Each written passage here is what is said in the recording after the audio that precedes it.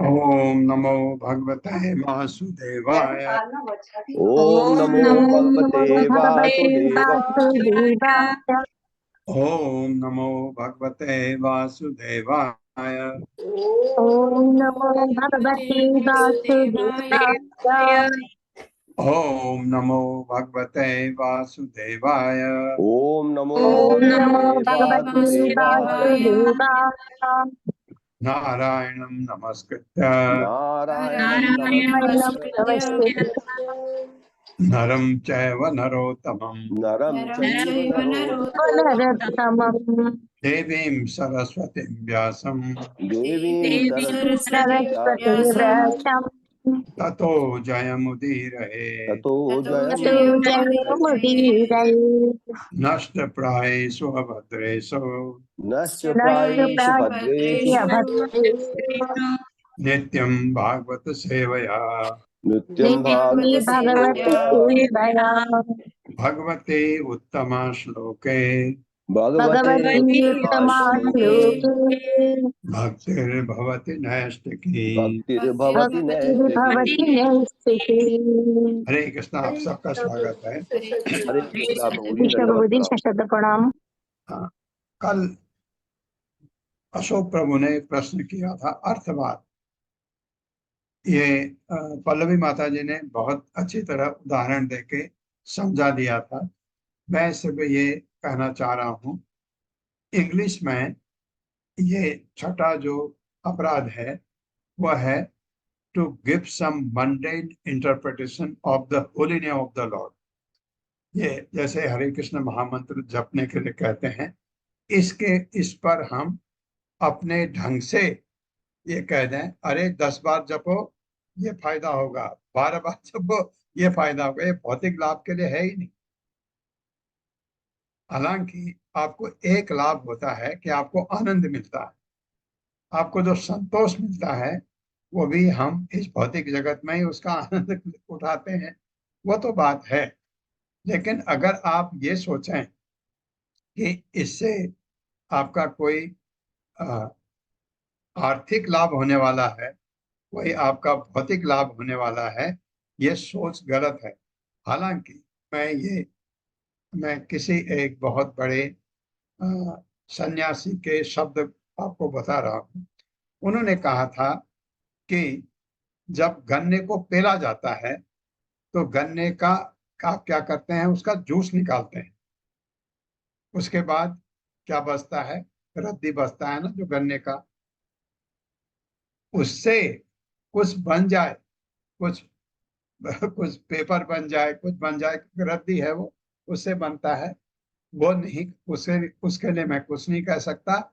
लेकिन इस इस महामंत्र का जब सिर्फ आध्यात्मिक लाभ के लिए है, भौतिक लाभ के लिए नहीं। हो सकता है जैसे उन्होंने कहा कि आपको उसके साथ भौतिक लाभ भी होने लगे, थोड़ा सा, पता नहीं, उन्होंने कहा पता नहीं मैं वही शब्द आपको कह रहा हूँ, क्योंकि आप गन्ना जब पेलते हैं तो उससे रस के लिए निकालते हैं, वो रद्दी जो आप बाहर निकलता है उसके लिए नहीं, लेकिन वो रद्दी भी काम आता है, ऐसा है। तो ये ऐसा ऐसा उन्होंने कहा था, ये ऐसा हो सकता है। लेकिन लोग तरह तरह से इसका मंडेन इंटरप्रिटेशन इसका नहीं होना चाहिए, वो भी अपराध है। तो ये 10 अपराध कभी भूलिए नहीं, ये नहीं करने।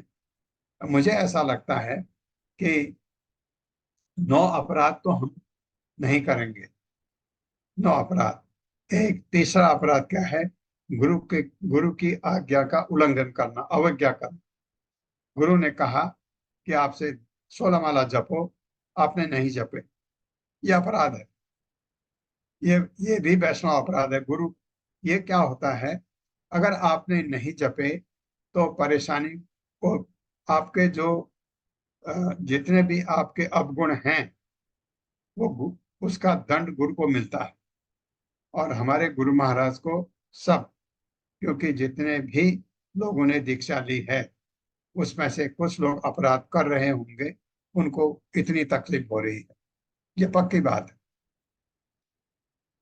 उन्होंने कहा भी है बीच में कि अपराध न करें करके, उनको तकलीफ होती है गुरु को, गुरु की बात की अवज्ञा करना।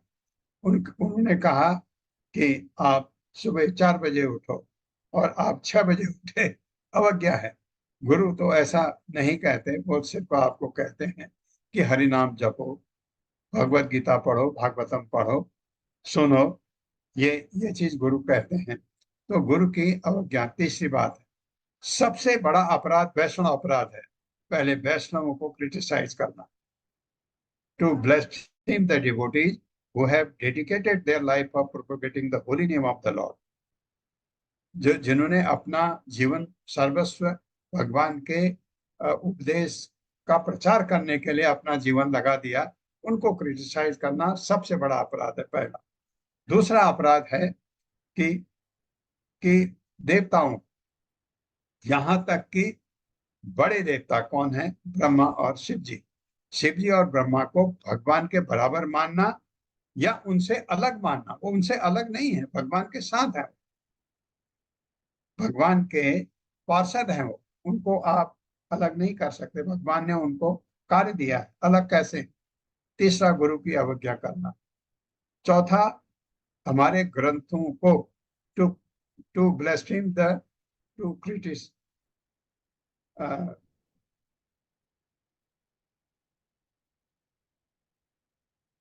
जो हमारे वैदिक ग्रंथ हैं या उनसे एसोसिएटेड, जैसे पुराण हैं और उसके उपनिषद हैं, इनको इनको क्रिटिसाइज करना। और फिर पांचवा आता है कि to consider the glories of chanting Hare Krishna to be an imagination, एक काल्पनिक समझना, इसकी महिमा को, महामंत्र की महिमा को काल्पनिक समझना।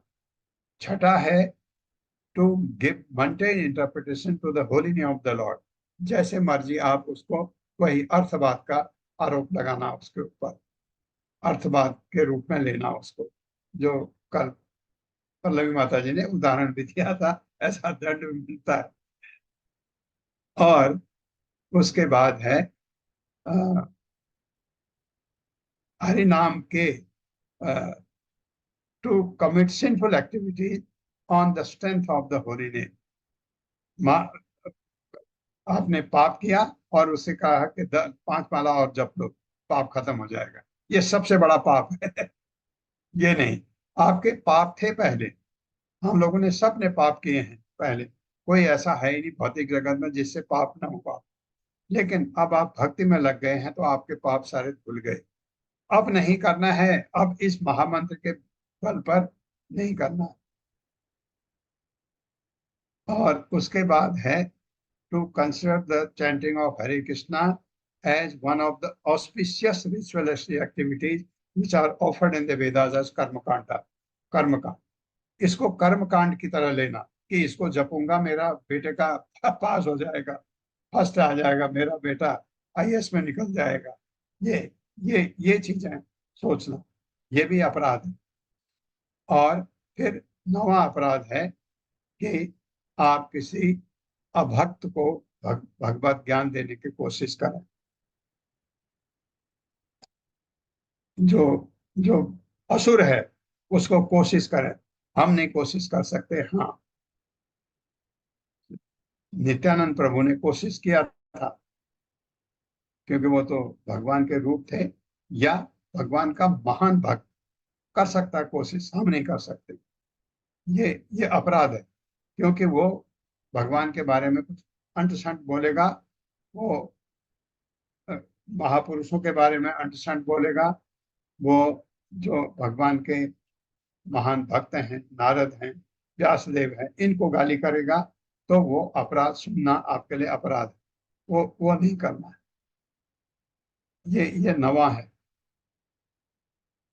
और 10वां जो है, ये यहाँ अपराध हमसे होता है। 10वां अपराध क्या है कि not have complete faith in the chanting of the holy name. Faith नहीं है, आपका विश्वास ही नहीं है चैंटिंग। ये to not have complete faith in the chanting of the holy name, and to have material attachment even after understanding so many instructions on this matter. It is also an offense to be inattentive while chanting. Every devotee who claims to be Vaishnava must guard against these offenses in order to quickly achieve desired success. Krishna प्रेम। तो ये यहाँ अपराध हमसे होता है, क्योंकि हम माला जपने में हमारा मन इधर उधर जाता है, एक बात। दूसरी बात, हमारा मैटेरियल अटैचमेंट अभी भी है, हम चीजों से जुड़े हुए हैं अभी भी। क्योंकि भक्ति में जब आप भक्त बनते हैं, लेकिन उसकी चिंता न करें, क्योंकि वो धीरे धीरे जाएगा। एक स्टेज आएगी जब आपका किसी चीज से लगाव नहीं रहेगा। लगाव का मतलब क्या, आप उन चीजों का इस्तेमाल नहीं करते, करते हैं, करते हैं, लेकिन लगाव नहीं। ये चीज समझने में थोड़ा टाइम लगता है। बाद में आपका अटैचमेंट नहीं रहता, आप यूज करते हैं, आपका बैंक में अकाउंट है, पैसे भी हैं उसमें। ऐसा नहीं कि आप कहते हैं मुझे नहीं चाहिए, चाहिए आपको, उसका इस्तेमाल करिए, उसका इस्तेमाल करते हैं, लेकिन आपका हर कदम भगवान की भक्ति के लिए होता है। तो उसके लिए जो भी आप इस्तेमाल करते हैं वो बिल्कुल है कि भौतिक चीजों से आपका अटैचमेंट नहीं होना चाहिए, कि आप कृष्ण भक्त बनने के लिए जरूरी। और चैंटिंग में अटेंटिव ना होना ये भी अपराध है। यहाँ पर अपराध सबसे होता है ये, क्योंकि भौतिक चीजों से लगाव आपका धीरे धीरे जाएगा, उसको उसकी चिंता अभी ना करें। सिर्फ आप चैंटिंग ठीक ढंग से करें, अपने चैंटिंग की क्वालिटी इंप्रूव करें, कि आपका मन बाहर न जाए, खींच के लाइए, खींच के लाइए, इंप्रूव होता है। मैं अनुभव बता रहा हूं आपको, अवश्य इंप्रूवमेंट होता है। हरे कृष्णा माता जी। ये इस यहाँ से आगे करें जो अर्चन होने वाले अपराधों की। जी प्रभु जी। हरे कृष्णा हर्षा माता जी। हरे कृष्ण माता जी। हरे कृष्ण सभी को। श्रील प्रभुपाद की जय। श्रील प्रभुपाद द्वारा तात्पर्य। अब हम अर्चन में होने वाले अपराधों की विवेचना करेंगे। ये अपराध है। पहला, जूते पहन या पालकी में चढ़कर मंदिर के भीतर जाना। दूसरा, मान्य उत्सवों को न मानना। तीसरा, देवों को नमस्कार करने से कतराना। चौथा, खाने के बाद हाथ धोए बिना अशुद्ध अवस्था में प्रार्थना करना। पांचवा, एक हाथ से नमस्कार करना। छठा, देवों के समक्ष परिक्रमा करना। सातवां, देव के सामने पांव पसारना। आठवां, एक हाथ से पांव को टखना पकड़कर देव के समक्ष बैठना। नौवां, देव के समक्ष लेटना। 10वां, देव के समक्ष भोजन करना। 11वां, एक मिनट माता जी, एक मिनट। यहाँ पर एक चीज कहा है, छठा, देव के समक्ष परिक्रमा करना, ये भी अपराध है। आप मंदिर में बहुत सारे लोग आपने देखे होंगे वहीं पर घूम जाते हैं, नहीं ये नहीं करना है। भगवान के सामने हाथ जोड़ा और वहीं पर अपने को घुमा जाते हैं 100 360 डिग्री, वो अपराध है। ये परिक्रमा नहीं, परिक्रमा भगवान की होती है। आप आप ऐसे परिक्रमा करिए, भगवान आपके हमेशा दाएं हाथ में रहे। तो आप जब भगवान सामने हैं, आप बाएं तरफ से जाएंगे ताकि भगवान आपके दाएं हाथ पर है। परिक्रमा में भगवान आपके दाएं हाथ की तरफ, मंदिर आपके दाएं हाथ की तरफ होना चाहिए, ये इसका ध्यान रखिए। और सामने खड़े होकर परिक्रमा नहीं करना है। ये पढ़िए माता जी। हरे कृष्ण। 11वां, देवों के समक्ष झूठ बोलना। 12वां, देवों के समक्ष किसी को जोर से पुकारना। 13वां, देव के समक्ष अनर्गल बातें करना। 14, देव के समक्ष किसी पर चिल्लाना। 15, देव के समक्ष वाद विवाद करना। 16, देव के समक्ष किसी को दंड देना। 17, देव के समक्ष ऊनी कंबल उड़ना। 18, देव के समक्ष कपट वचन कहना। 19, देव के समक्ष किसी का पक्ष लेना। 20, देव के समक्ष किसी की निंदा करना। 21, देव के समक्ष किसी को पूजना। 22, देव के समक्ष अश्लील भाषा का उपयोग करना। 23, देव के समक्ष अपना वायु निकालना। 24, समर्थ होते हुए भी ठाव बाट से देव की पूजा करने से कतराना। 25, देव को चढ़ाए बिना कोई वस्तु खाना। 26, ऋतु के अनुसार देव पर ताजे फल न चढ़ाना। 27, देव को उच्चिष्ट भोजन या किसी अन्य को दिया गया पदार्थ अर्पित करना। 28, देव की ओर पीठ फेर कर बैठना। 29, देव के समक्ष अन्य किसी को नमस्कार करना। 30, देव को नमस्कार करते हुए समुचित स्तुति का उच्चारण न करना। 31, देव के समक्ष आत्म प्रशंसा करना। 32, देवताओं की निंदा करना। अर्चना विधि या देव पूजा में इन 32 अपराधों से बचना चाहिए। वराह पुराण में निम्नलिखित अपराधों का उल्लेख हुआ है। पहला, किसी धनी व्यक्ति के घर भोजन करना। दूसरा, अंधेरे में देव के समक्ष कक्ष में प्रवेश करना। 3 विविध विधि विधानों का पालन न करते हुए देव की पूजा करना। 4 बिना शब्द उच्चारण किए मंदिर में प्रवेश करना। 5 कुत्ते द्वारा देखा गया भोग एकत्र करना। 6 देव पूजा करते समय मौन भंग करना। 7 देव पूजा के बीच शौचादि के लिए जाना। 8 बिना पुण्य अर्पित किए अगरूर चढ़ाना। 9 पुष्प है पुष्प माता जी। पुष्प बिना पुष्प अर्पित किए बिना पुष्प अर्पित किए अगरूर चढ़ाना। 9 वर्जित फूलों से अर्चना करना। 10 दांत साफ किए बिना पूजा करना। 11 मैथुन के बाद पूजा करना। 12 दीप शव या रजस्वला स्त्री का स्पर्श करना या लाल नीले कपड़े पहनना या बिना धुले या किसी के पहने अथवा गंदे कपड़े धारण करना। अन्य अपराधों में शव को देखने के बाद अर्चन करना। देव के समक्ष अपान वायु निकालना। देव के समक्ष क्रोध करना या शमशान घाट से लौटकर तुरंत देव पूजन करना सम्मिलित है। खाने के बाद जब तक भोजन पच न जाए तब तक ना तो देव की पूजा करनी चाहिए, न देव का स्पर्श करना चाहिए, न कुसुम्ब तेल या हींग खाने के बाद देव पूजन करना चाहिए। ये भी अपराध है। अन्य निम्नलिखित अपराधों की सूची मिलती है।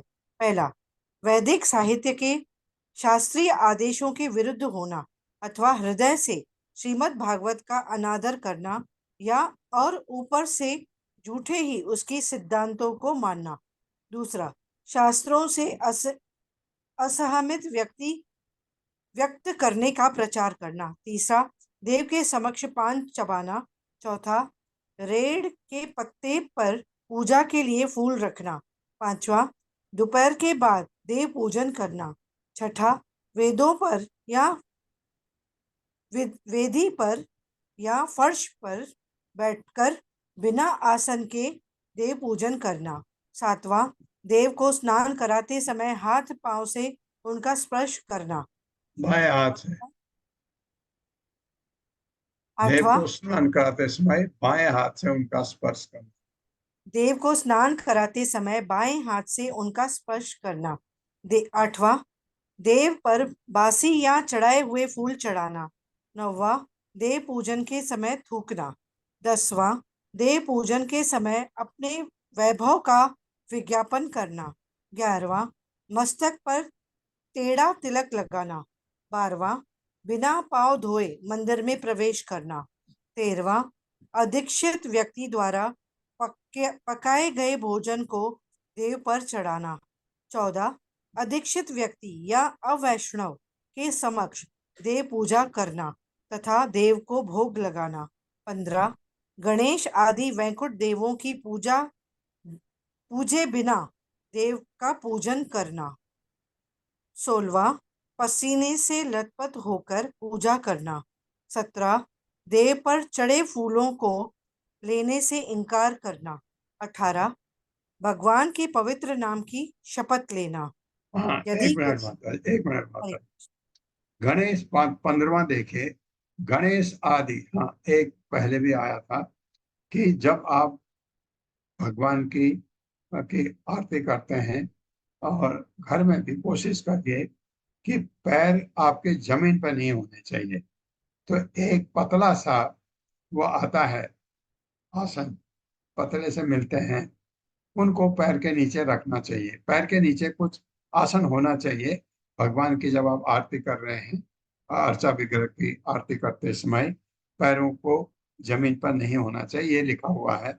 आपने देखा होगा मंदिर में भक्त लोग जल्दी से एक पतला सा कुछ खींच के उसके ऊपर खड़े होकर आरती करते हैं। तो ये चीज घर में भी कुछ चीज आप ऐसा कर सकते हैं। एक लिखा है गणेश आदि वैकुंठ देवों को पूजे बिना देव का पूजन करना। भगवान की पूजा करना बिना गणेश की पूजा करना, ये आपका दिमाग में आ सकता है, क्योंकि गणेश की पूजा करना भक्ति रसामृत सिंधु में भी बताया है कि वो विघ्न हरता है, उसकी पूजा होनी चाहिए, लेकिन हम तो करते नहीं।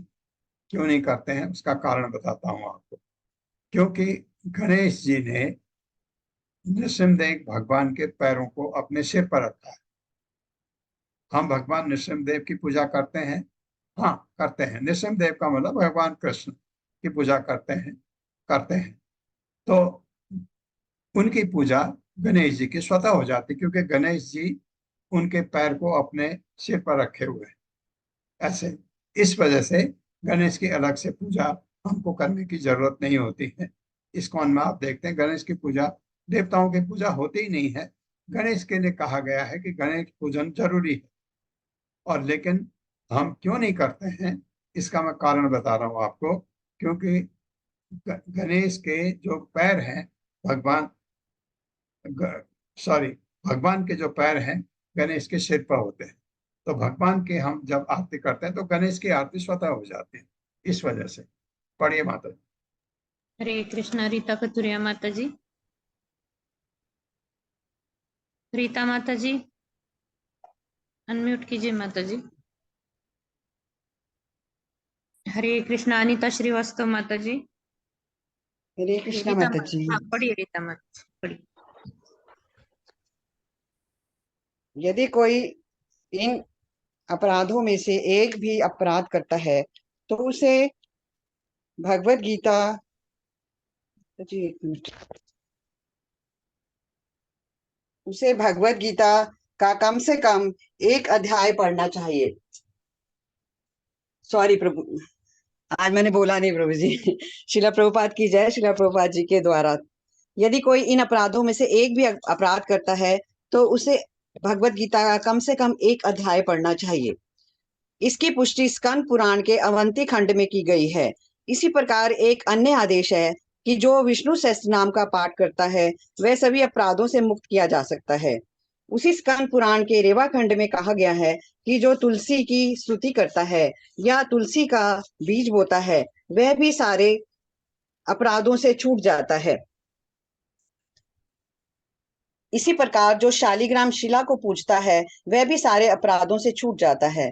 ब्रह्मांड पुराण में कहा गया है कि जो शंख, चक्र, गदा तथा पद्म धारण करने वाले चतुर्भुज विष्णु भगवान की पूजा करता है वह उपयुक्त समस्त अपराधों से मुक्त हो जाता है।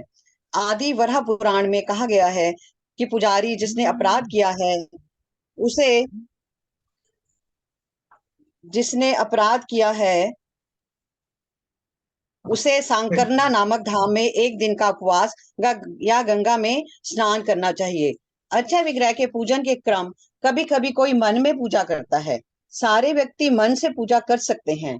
गौतमीय तंत्र का कहना है ग्रह विज्ञान विहीन सन्यासी के लिए मन के भीतर अर्चा विग्रह पूजा की संस्तुति की जाती है। नारद पंचरात में भगवान नारायण ने कहा है कि मन के भीतर अर्चा विग्रह पूजा मानस पूजा कहलाती है। इस विधि से मनुष्य चारों कष्टों से मुक्त हो सकता है। कभी कभी स्वतंत्र रूप से मन द्वारा पूजा की जा सकती है। श्रीमद् भागवत के कथनानुसार नव योगेंद्रों में से एक आविहोत्रे मुनि के आदेशानुसार सारे मंत्रों का उच्चारण करके अर्चा विग्रहों पूजा की जा सकती है। शास्त्रों में 8 प्रकार के देवों का उल्लेख है और मानस देव उनमें से एक है। इस प्रसंग में ब्रह्म वैवर्त पुराण का निम्नलिखित वर्णन दिया जा रहा है। बहुत पहले प्रतिष्ठानपुर में एक ब्राह्मण रहता था जो अत्यंत गरीब किंतु अबोध था, पर वह असंतुष्ट नहीं था। एक दिन ब्राह्मणों की एक सभा में उसने एक वार्तालाप सुना जो मंदिर में अर्चा विग्रह पूजन के विषय में था। उसी सभा में उसने यह भी सुना कि अर्चा विग्रह की पूजा मन से भी की जा सकती है। इस घटना के बाद वह ब्राह्मण गोदावरी नदी में स्नान करके मन में देव पूजन करने लगा। वह अपने मन में ही मंदिर को धोता और कल्पना द्वारा सोने तथा चांदी के पात्रों में सभी पवित्र नदियों का जल लाता। उसने पूजा की सारी अमूल्य सामग्री एकत्रित कर ली और देव को स्नान कराने से पहले से लेकर आरती करने तक देव की अत्यंत भव्य पूजा की। इस तरह उसे महान सुख प्राप्त हुआ। जब इस तरह कई वर्ष बीत गए तो उसने अपने मन में अर्चा विग्रह पूजा के लिए घी से खीर तैयार की। उसने एक सुनहरे पात्र में खीर रखी और भगवान कृष्ण को भेंट कर दी। लेकिन उसे लगा कि खीर बहुत गर्म है, अतः उसने अपनी उंगली से उसे छू लिया। उसे तुरंत लगा कि उसकी उंगली गर्म खीर से जल गई है, अतः वह पछताने लगा। जब ब्राह्मण को पीड़ा हो रही थी तो भगवान विष्णु बैकुंठ में हंसने लगे। इस पर लक्ष्मी जी ने पूछा कि आप क्यों हंस रहे हैं? तब विष्णु जी ने अपने पार्षदों से कहा, उस ब्राह्मण को वैकुंठ में ले आए। इस तरह उस ब्राह्मण को सामीप्य पूर्ण पुरुषोत्तम भगवान के निकट रहने की मुक्ति प्राप्त हुई। हरे छठा, कृष्ण माता जी। हरे हरे कृष्णा। धन्यवाद माता जी, धन्यवाद प्रभु जी। तो हरे इससे कृष्णा। एक चीज, आप कभी कभी ऐसी परिस्थिति में होते हैं तो आप भगवान का पूजन नहीं कर सकते, तो मन ही मन सब कुछ कर सकते हैं। इतना जरूर है कि आप नहाएं, नहा धो करके अपना तिलक लगाएं, उसके बाद बैठ करके, ऐसी परिस्थिति है कि आपके अर्चा विग्रह आपके सामने नहीं है, तो आप उनको मन से पूजन कर सकते हैं। तो मन से आप क्या क्या बढ़िया, जैसे ब्राह्मण ने किया। फिर जब मन से ही है, काल्पनिक ही है, फिर हम ये बर्तन सोने का क्यों ना इस्तेमाल कर, काल्पनिक है। सोने की थाली में, सोने के कटोरे में आप भगवान को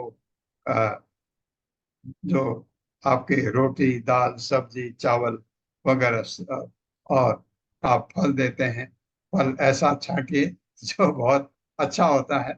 ऐसे सब करके भगवान को अर्पित कर सकते हैं। ये मानस पूजा कहलाती है। ये कर सकते हैं, ऐसा ये बताया गया है। लेकिन ऐसा नहीं, जब हम वास्तविक कर सकते हैं तो मानस पूजा करने का कोई मतलब नहीं होता है। ये कभी इस परिस्थिति में आप हैं तो ऐसा कर सकते हैं। पढ़िए माता जी। हरे कृष्ण अनिता प्रभु माता जी जी। दंडवत प्रणाम। माता जी प्रभु जी दंडवत प्रणाम। हरे कृष्णा। श्री प्रभुपाद की जय हो। श्री प्रभुपाद द्वारा तात्पर्य छठवां वंदनम। यद्यपि अर्चह विग्रह पूजा में वंदना में भी सम्मिलित रहती है, परंतु श्रवण कीर्तन आदि अन्य विधियों की तरह इसे भी पृथक विधि के रूप में माना जा सकता है। इसलिए यहाँ पर पृथक वर्णन किया जा रहा है। श्री भगवान के दिव्य गुण तथा ऐश्वर्य असीम है, और जो कोई विविध क्रियाकलापों में श्री भगवान के गुणों से प्रभावित होता है, वह श्री भगवान की वंदना या स्तुति करता है। इस प्रकार वह सफल बनता है। इस संबंध में निम्नलिखित अपराधों से बचना चाहिए। अ, एक हाथ से नमस्कार करना। आ, अपना शरीर ढके हुए नमस्कार करना। ई, अर्चा विग्रह की तरफ पीठ करना। डबल ई, बड़ी अर्चा विग्रह के बाईं ओर से प्रणाम करना, तथा छोटा वो बहुत निकट से अर्चा विग्रह को प्रणाम करना। सातवां, दास्यम। दास के रूप में श्री भगवान की सहायता करने के विषय में यह कथन पाया जाता है। हजारों जन्मों के पश्चात जब कोई ये समझ पाता है कि भगवान श्री कृष्ण का सनातन दास है, तो वह इस ब्रह्मांड के अन्य लोगों का उद्धार कर सकता है। यदि कोई व्यक्ति अन्य किसी भक्ति विधि को किए बिना केवल यह सोचता रहे कि भगवान श्री कृष्ण का नित्य दास है, तो भी वह सफलता प्राप्त कर सकता है, क्योंकि केवल इसी भावना से भक्ति की सभी 9 विधियां संपन्न हो जाती हैं। आठवां, संख्यम। मित्र के रूप में श्री भगवान की पूजा करने के संबंध में अगस्त संहिता का कहना है कि श्रवणम तथा कीर्तनम द्वारा भक्ति में लगा भक्ति कभी कभी श्री भगवान का साक्षात दर्शन करना चाहता है, अतएव वह मंदिर में रहने लगता है। अन्यत्र ऐसा कथन प्राप्त होता है, हे परम पुरुष भगवान नित्य सखा, यद्यपि आप आनंद तथा ज्ञान से पूर्ण हैं, तो भी आप वृंदावन वासियों के सखा बन चुके हैं। ये भक्त कितने भाग्यशाली हैं। इस कथन में सखा शब्द प्रगाढ़ प्रेम का सूचक है, इसलिए साख्य दास से श्रेष्ठ है। दास रस से श्रेष्ठ अवस्था में भक्त पूर्ण पुरुषोत्तम भगवान को सखा मित्र रूप में स्वीकार करता है। यह आश्चर्यजनक नहीं है, क्योंकि जब भक्त हृदय से शुद्ध होता है तो श्री भगवान को के स्वतः स्फुरित प्रेम के प्रकट होते ही उसका अर्चा विग्रह पूजन घट जाता है। इस प्रसंग में श्रीधर स्वामी ने श्री दामा विप्र का उल्लेख किया है, जिसने अपने मन में कृतज्ञता प्रकट करते हुए सोचा, अच्छा हो कि भगवान श्री कृष्ण से इस प्रकार संख्य भाव से जन्म जन्मांतर सम्मिलित रहूं। नौवां, आत्मनिवेदनम। जब किसी में श्री भगवान की सेवा करने के अतिरिक्त कोई इच्छा नहीं रहती, तो वह अपना सर्वस्व पूर्ण पुरुषोत्तम भगवान को अर्पित कर देता है और हर कार्य श्री भगवान को प्रसन्न करने हेतु करता है। यह अवस्था आत्मनिवेदनम है। ऐसा भक्त उस गाय के तुल्य है जिसकी रखवाली उसका स्वामी करता है। अपने स्वामी को देख रेख में गाय को अपनी उदर पूर्ति की कोई चिंता नहीं रह जाती। ऐसी गाय आपने अपने स्वामी के प्रति सदैव समर्पित रहती है और कभी भी मनमाना कार्य नहीं करती, केवल स्वामी के लाभ हेतु ही हर कार्य करती है। इसलिए कुछ भक्त श्री भगवान को शरीर समर्पण करने को आत्मनिवेदन मानते हैं, और जैसा कि भक्ति विवेक ग्रंथ में बतलाया गया है, कभी कभी श्री भगवान को आत्मा का समर्पण आत्मनिवेदनम कहा गया जाता है। आत्मनिवेदन का सर्वश्रेष्ठ उदाहरण बलि महाराज तथा अम्बरीश महाराज में पाया जाता है। द्वारिका में रुक्मिणी देवी के आचरण में कभी कभी आत्मनिवेदन पाया जाता है। हरि कृष्ण प्रभु जी, माता जी, दंड प्रणाम। बहुत बढ़िया। ये आत्मनिवेदनम मतलब भगवान को समर्पण कर देना सब कुछ। ये आता है जब भक्ति में का आखिरी सोपान है। ये भक्ति में जब हम आगे बढ़ते बढ़ते हैं तो जैसे हमको बताया पहले, आप सभी को करें या किसी एक को फॉलो करें तो भी आपका कल्याण हो सकता है। आत्मनिवेदन में आपने सब कुछ भगवान को समर्पित कर दिया, अपना मनसा वाचा कर्मणा सब कुछ भगवान, और जो भी आपके पास भौतिक भी है कुछ, वो भी आप न्यौछावर को समर्पित अर्पित कर देते हैं अपने गुरु को। भगवान तो आपका है नहीं, गुरु भगवान का प्रतिनिधि है। गुरु को सब कुछ समर्पित कर देना, ये आत्मनिवेदनम कहलाता है। बलि महाराज इसके साक्षात उदाहरण है। बलि महाराज को जब भगवान ने कहा 3 फुट जगह चाहिए और उन्होंने 2 फुट में सारा कुछ नाप लिया, अपने तीसरा अपना सिर आगे कर दिया, सब कुछ दे दिया। बलि महाराज उदाहरण आता है अम्बरीश महाराज। अम्बरीश महाराज का तो पहले ही, बलि महाराज तो भगवान आए तब ऐसा किया। अम्बरीश महाराज तो शुरू से ही सब कुछ भगवान को अर्पित था उनका। सब कुछ, आंखें भगवान को देखने के लिए, कान भगवान के भजन सुनने के लिए, नाक भगवान पर चढ़ाए गए फूलों को सूंघने के लिए, उनका हर अंग भगवान के भक्ति पर अर्पित था। और यहाँ पर बहुत अच्छा प्रभुपाद ने लिखा है, कौन द्वारका में रुक्मिणी भी का आचरण में भी कभी कभी आत्मनिवेदनम पाया जाता है। कभी कभी, हमेशा नहीं, क्योंकि पत्नी है। पत्नी हमेशा पति से रिटर्न भी चाहती है। ये आपका प्रश्न हो सकता है कि रास डांस में रुक्मिणी को चांस क्यों नहीं मिला, क्योंकि कभी कभी वो प्रेम है भगवान से अथाह, लेकिन वो प्रेम नहीं है जो राधा का है। राधा का प्रेम भगवान से कुछ रिटर्न का नहीं है, सारे गोपियों का। ये बात है। और ये आत्मनिवेदन उससे पहले आया सख्यम। इसका उदाहरण है अर्जुन। अर्जुन भगवान के सखा रूप में थे, हमेशा भगवान के बारे में इतना हमने पढ़ा नहीं है, लिखा ही नहीं है कहीं पर ऐसा, लेकिन अर्जुन भगवान को सखा रूप में मानते थे और भगवान को भगवान मानते थे। भगवान कृष्ण को भगवान समझते थे, लेकिन वो इतने महान हैं उनको नहीं पता था। का पता लगा जब उन्होंने कहा कि मुझे अपना विराट रूप दिखाइए। और भगवान उसके कोई बात को कभी टालते नहीं थे, अर्जुन के किसी बात को भी नहीं, क्योंकि सखा का प्रेम इतना।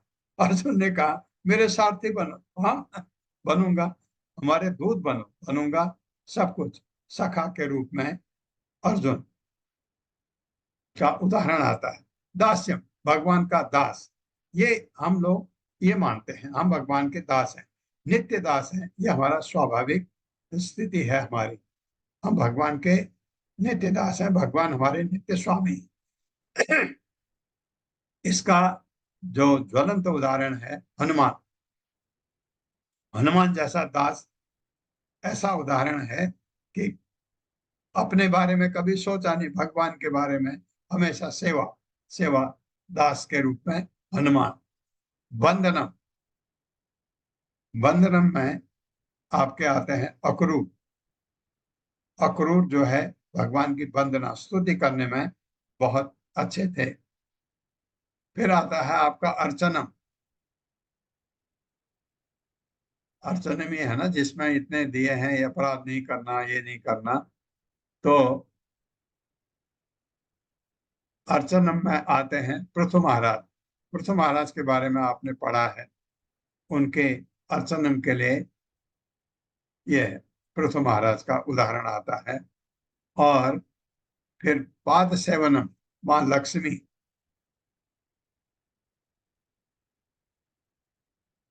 स्मरणम, प्रहलाद महाराज हमेशा भगवान का स्मरण करने। और जो आपका पहला, सबसे पहला क्या है, श्रवण, सुनना। परीक्षित महाराज कीर्तनम। दूसरा सुखदेव गोस्वामी पूरा भागवतम सुनाई, उन्होंने पूरी भागवतम सुनी। ये सबका कल्याण, सबका मोक्ष हो गया।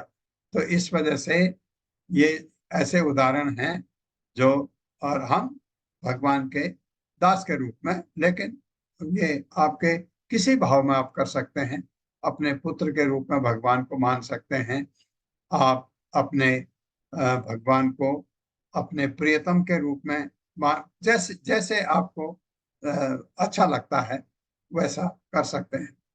और अधिकतर माताओं को मैं देखता हूँ आजकल भगवान को वो लड्डू गोपाल के रूप में मानते हैं, अपने बच्चे के रूप में पूजा करते हैं। वो किसी भी रूप में करें, ये यथा माम प्रपदन्ते ताम तथैव भजामि हम।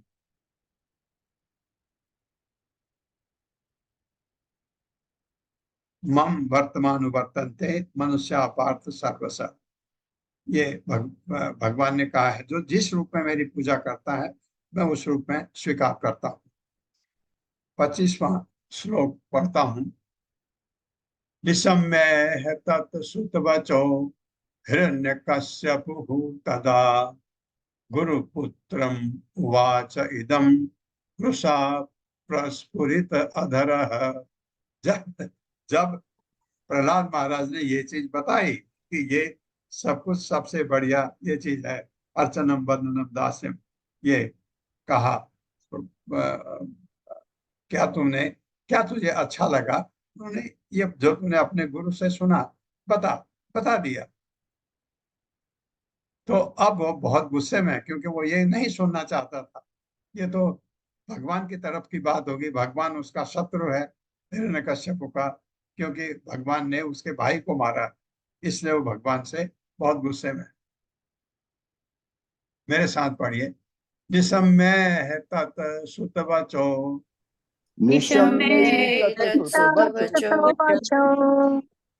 हाँ, या निशम्य तत् सुतवचो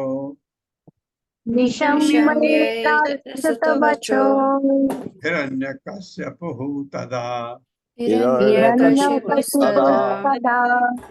गुरुपुत्रम् उवाच इदं वृषा प्रस्फुरित अधरः। शब्दार्थ है निशम्य, सुनकर, एतद यह, सुतवचः पुत्र की वाणी, हिरण्यकश्यपु ने तथा उस समय गुरुपुत्रम अपने गुरु शुक्राचार्य के पुत्र से उवाच कहा, इदम यह, वृषा क्रोध से, वही लाए थे उसको पहले समझाया बुझाया, उसको सारा राजनीति समझाई, उसको समाज शास्त्र समझाया, और उसके बाद वो नहा धो के, उसकी माँ ने, प्रहलाद की माँ ने उसको अच्छी तरह बना रखा था, सजा सजो कह के एकदम लाए, प्रस्तुत किया हिरण्यकश्यप को गुरु ने, कि अब ये पूछेंगे जो हमने बताया ये बताएगा। मेरे साथ पढ़े। अपने पुत्र प्रहलाद के मुख से, अपने पुत्र प्रहलाद के मुख से इन वचनों को सुनकर इन वचनों को सुनकर हिरण्यकश्यप अत्यंत क्रुद्ध हुआ। हिरण्यकश्यप अत्यंत क्रुद्ध हुआ। उसने कांपते होठों से अपने गुरु शुक्राचार्य के पुत्र अपने गुरु शुक्राचार्य के पुत्र दंड से इस प्रकार कहा। दंड से इस प्रकार कहा। हाँ, उसने सोचा कि इन्होंने सिखा रखा है, उन्होंने नहीं सिखाया था, ये तो उसके गुरु, जब वो गर्भ में था नारद मुनि ने बताया। ब्रह्म बंधो किम एतत्ते विपक्षम श्रियता सता असारम ग्राहितो बालो माम अनादित्य दुर्मते। मेरे साथ, ब्रह्म बंधो किम एतत्ते ब्रह्म बंधो किमेतत्ते विपक्षम श्रियता सता विपक्षं श्रयता सता असारम ग्राहितो बालो असारं ग्राहितो बालो माम अनादित्य दुर्मते। मामनादित्य दुर्मते। शब्दार्थ है, ब्रह्म बंधो, हे ब्राह्मण के अयोग्य पुत्र। उससे गुस्सा हो गया, उसकी उनकी गलती नहीं है। किम एतत्, यह क्या है, ते तुम्हारे द्वारा, विपक्षम मेरे शत्रु दल का, श्रेयता आश्रय लेकर, असता अत्यंत दुष्ट, असारम सारहीन व्यर्थ, ग्राहितः पढ़ाया गया, बालः बालक, मां मुझको, अनादित्य अनादर करके, दुर्मते अरे मूर्ख अध्यापक, क्या पढ़ाया तुमने उसको, ये कह रहा है। मेरे साथ पढ़े, अरे ब्राह्मण के अत्यंत हरे ब्राह्मण के अत्यंत निरसंस नृशंस यानी यानी घृणित घृणित अयोग्य पुत्र, अयोग्य पुत्र, तुमने मेरे आदेश की अवज्ञा की है तुमने मेरे आदेश की अवज्ञा की है और मेरे शत्रु पक्ष की शरण ले ली है। और मेरे शत्रु पक्ष की शरण ले रखी है। तुमने इस बेचारे बालक को बेचारी बालक को भक्ति का पाठ पढ़ाया है। भक्त का भक्ति का पाठ पढ़ाया है। यह क्या बकवास है। ये क्या बकवास है। हाँ, अब उन्होंने नहीं पढ़ाया। तात्पर्य माता। हरे कृष्णा रीता पंडित माता जी। हरे कृष्ण प्रभु जी, हरे कृष्ण माता जी। श्रील प्रभुपाद की जय। तात्पर्य श्रील प्रभुपाद द्वारा। इस श्लोक में असारम शब्द का जिसका अर्थ है सारहीन, महत्वपूर्ण। असुर के लिए भक्ति में कोई सार नहीं रहता, किंतु भक्त के लिए तो भक्ति जीवन का एकमात्र आवश्यक कारक है। चूंकि हिरण्यकशिपु को जीवन का सार भी पसंद न थी, अतएव उसने कटु वचन कहकर प्रहलाद महाराज के अध्यापकों को प्रताड़ित किया। हरे कृष्ण प्रभु जी, धन्यवाद। संति ही असाधवो लोके दुर्मैत्राः छद्मवेषिणः तेषाम् उदेति अघं काले रोगः पातकीनाम् इव। मेरे साथ पढ़े, संति ही असाधवो लोके दुर्मैत्राः छद्मवेषिणः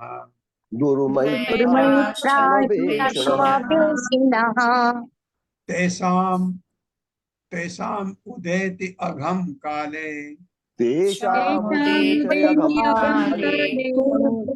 रोगः पातकीनाम् इव।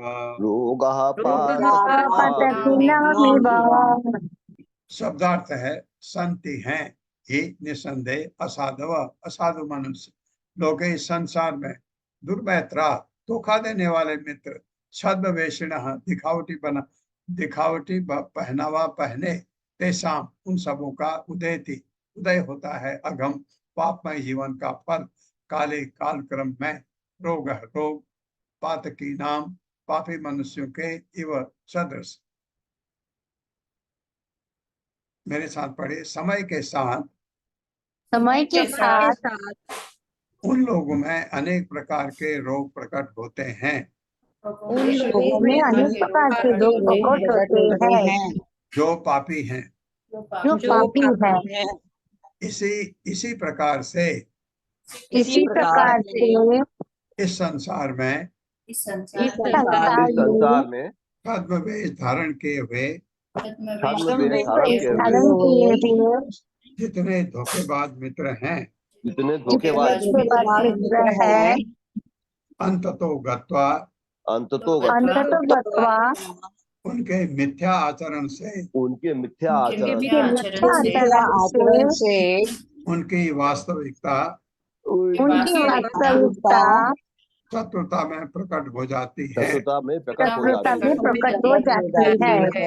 हाँ, वो गुस्सा उनसे कर रहा है, ये चीज जो कह रहा है कि देखते हैं टीचर इनको पढ़ाने के गुरु और क्या पढ़ा रहे हैं, वास्तव में ये इनकी शत्रुता प्रकट हो जाती है। उनकी गलती नहीं, ऐसा इतना खराब सोच रहा है उनके बारे में और गुस्से से कांप रहा है। तात्पर्य माता जी। हरे कृष्णा पूनम चौहान माता जी। हरे कृष्णा माता जी, हरे कृष्णा प्रभु जी। तात्पर्य श्रील प्रभुपाद जी के द्वारा। श्रील प्रभुपाद जी की जय। अपनी पुत्र प्रहलाद की शिक्षा को लेकर हिरण्यकश्यपु अत्यधिक असंतुष्ट रहता था। जब प्रहलाद भक्ति के विषय में शिक्षा देने लगे तो हिरण्यकश्यपु तुरंत अध्यापकों को मित्र वेश में अपना शत्रु मानने लगा। इस श्लोक में रोगापाति का नाम एवं से वह रोग सूचित होता है जो अत्यंत पापमय तथा बद्ध जीवन में अत्यंत कष्टकर होता है। जन्म मृत्यु जरा व्याधि। रोग तो पापी व्यक्ति के शरीर का लक्षण है। स्मृति शास्त्र का कथन है, ब्रह्मया क्षय रोगी स्यात् सुरापः श्यावदन्तकः स्वर्णहारी तु पुनुखी दुशर्मः गुरुतल्पगः। ब्राह्मणों के हत्यारे बाद में क्षय रोग से पीड़ित होते हैं। शराबी लोगों के दांत झड़ जाते हैं। स्वर्ण चुराने वालों को नाखून के रोग हो जाते हैं और ऐसी कामी पुरुष जो उच्च कुल की स्त्रियों से यौन संबंध रखते हैं उन्हें कोढ़ तथा इसी प्रकार के चर्म रोग होते हैं। हरे कृष्णा प्रभु जी। धन्यवाद। ऐसे ऐसे जो पापी होते हैं तो उनको इस प्रकार से दंड मिलता है, ये प्रभुपाद बता रहे। लेकिन गुरुपुत्रों की गलती है नहीं। श्री गुरुपुत्र उवाच न मत प्रणीतम न पर प्रणीतम सुतो वदति एष तब इंद्र शत्रु नैसर्गिकी यम मति अस्य राजन नियच्छ मन्युम कददा स्ममानः। मेरे साथ पढ़िए। श्री गुरुपुत्र उवाच श्री गुरुपुत्र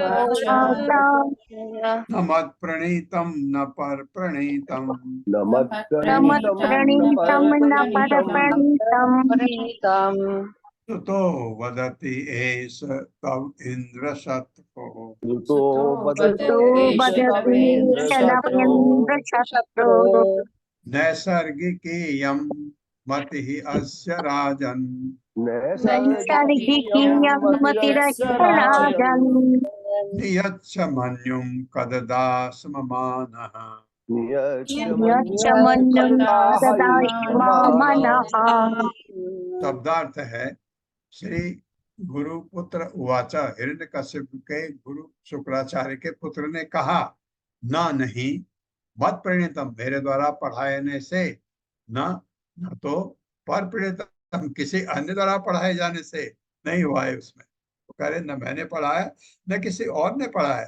स्वतः पुत्र प्रहलाद वदति कहता है, ऐसा यह तब तुम्हारा इंद्र शत्रु, इंद्र के शत्रु, नैसर्गिक प्राकृतिक एवं यह मति ही प्रवृत्ति अस्य उसकी राजन, हे राजा, नियत से त्याग दे, मन्युम अपना क्रोध, कत दोष अदा लगाइए, स्म निसंदेह, मां नहीं, न हम पर दोष मत लगाए, हमारी कोई गलती नहीं, ये कह रहे।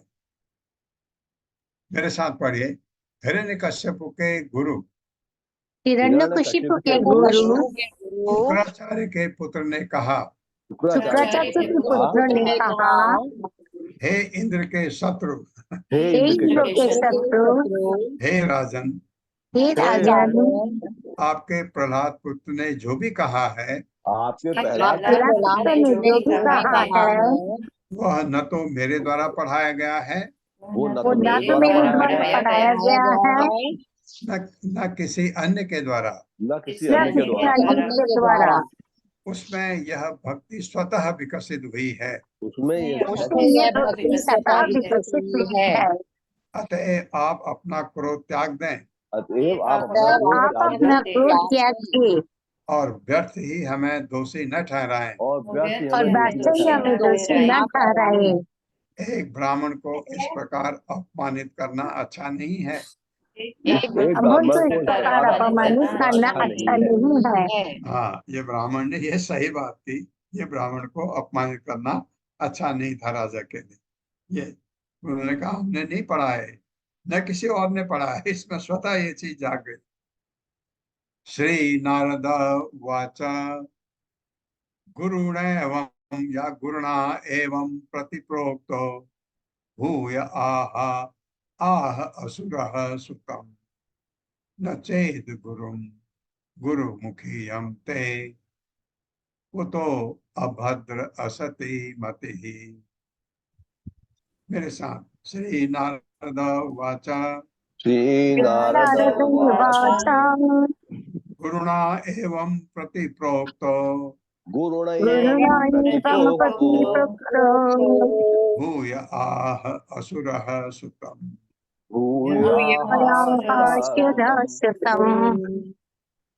न चेद गुरुमुखी अयं ते इयं न ते जयति गुरुमुखीयं ते न चेद गुरुमुखम इयं ते न चेद चेदि गुरुमुखीयं ते गुरुमुखीयं कुतो अभद्र असति मतिः। कुतो कुतो न भद्रास्यति भद्रास्यति मतिः। शब्दार्थ है श्री नारद उवाच, नारद मुनि ने कहा गुरुणा अध्यापक द्वारा एवं इस प्रकार प्रतिप्रोक्त उत्तर दे जाने पर भूयः पुनः आह कहा असुर महान दैत्य हिरण्यकश्यप ने स्वतम अपने पुत्र को न नहीं चेत यदि गुरुमुखी गुरु के मुख से निकली एवं यह ते तुम्हारा कुतः कहाँ से अभद्र हे अशुभ असति अत्यंत बुरी मत ही प्रवृत्ति रुझान। मेरे साथ पढ़े श्री नारद मुनि ने आगे कहा श्री नारद मुनि ने आगे कहा जब हिरण्यकश्यप को हिरण्यकशिपु को अध्यापक से यह उत्तर मिल गया तो अध्यापक से अपना ये उत्तर उत्तर मिल मिल गया गया तो उसने पुनः अपने पुत्र को संबोधित किया। उसने पुनः अपने पुत्र को संबोधित किया। हिरण्यकश्यप ने कहा हिरण्यकशिपु ने कहा हे धूर्त, हे धूर्त, हमारे परिवार के सबसे पतित हमारी परिवार के सबसे पतित उसको पतित कर रहा है जिसने उसका उद्धार किया। यदि तुमने यह शिक्षा अपने अध्यापक से नहीं प्राप्त की तो अपने अध्यापकों से नहीं प्राप्त की तो बतला कि इसे कहाँ से प्राप्त की, तो बतला इसे कहाँ से प्राप्त की। तात्पर्य हरे कृष्णा सुधाधीर माता जी। हरे कृष्णा माता जी, हरे कृष्णा प्रभु जी, दंडवत प्रणाम। श्री शील प्रभुपाद जी की जय। तात्पर्य शील प्रभुपाद जी के द्वारा। श्रील विश्वनाथ चक्रवर्ती ठाकुर बतलाते हैं कि भक्ति वास्तव में भद्रा सती होती है, अभद्र असती नहीं होती। दूसरे शब्दों में भक्ति का ज्ञान न तो अशुभ होता है न शिष्टाचार के विरुद्ध होता है।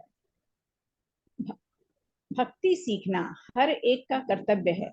अतः प्रहलाद महाराज की तात्क्षणिक शिक्षा शुभ तथा पूर्ण सिद्ध होती है। धन्यवाद माता जी। हरे कृष्णा माता जी, हरे कृष्णा प्रभु जी, सभी हरे कृष्णा। सौभाग्य की बात है कि प्रभुपाद विश्वनाथ चक्रवर्ती ठाकुर की बताई हुई चीजों को जरूर बताते हैं हमसे। महान आचार्य हैं गुरु शिष्य परंपरा में, तो उनके शब्द बहुत ही ज्ञानी थे विश्वनाथ चक्रवर्ती ठाकुर, तो उनकी बातें बताते हैं। अभद्र असतो नहीं होती, शिष्टाचार के विरुद्ध न शिष्टाचार के विरुद्ध होती भक्ति, कभी ऐसा होता ही नहीं, तो पूर्ण सिद्ध होती है। ओम अज्ञान तिमिरांधस्य ज्ञानांजन शलाकया चक्षुरुन्मिलितं तस्मै श्री गुरुवे नमः। नमो विष्णुपादाय कृष्णप्रस्थाय भूतले श्रीमते भक्ति वेदांत स्वामी नित्य नामिने नमस्ते सरस्वती देवे गौरवाणी प्रचारिणे निर्विशेष शून्यवादी पाचार्य देशतारिणे। जय हो श्री कृष्ण चैतन्य प्रभु नित्यानंद श्री अद्वैत गदाधर शिवासादि गौर भक्तवृंद। हरे कृष्णा कृष्ण कृष्ण हरे हरे, हरे राम राम राम हरे।